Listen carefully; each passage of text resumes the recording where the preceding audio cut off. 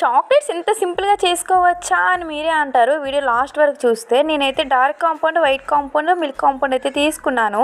అందులోని milk compound, dark compound మాత్రమే ఇలా సన్నంగా కట్ చేసేసుకొని కిందనైతే ఒక బౌల్లో వాటర్ పెట్టేసుకోవాలి. దాని మీద అయితే కొంచెం కిందకి దిగేటట్టు ఇంకొక గిన్నె పెట్టేసుకొని అందులో అయితే మనం కట్ చేసుకుని కాంపౌండ్ అయితే వేసుకోవాలి. కాంపౌండ్ లేదు అనుకుంటే కోకో పౌడర్ ఉంటుంది కదా, కోకో పౌడర్ వేసుకొని సేమ్ క్వాంటిటీకి మన తీపికి సరిపడంత బెల్లం పౌడర్ కానీ షుగర్ పౌడర్ కానీ వేసుకోవాలి. అది కూడా నేను నెక్స్ట్ వీడియోలో చూపిస్తాను.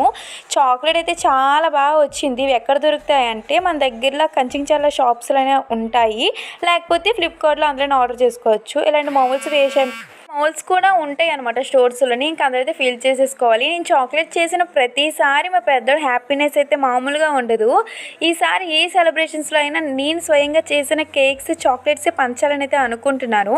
క్లియర్గా వీడియో చూపిస్తాను. నెక్స్ట్ వీడియోలో ఉంటాను.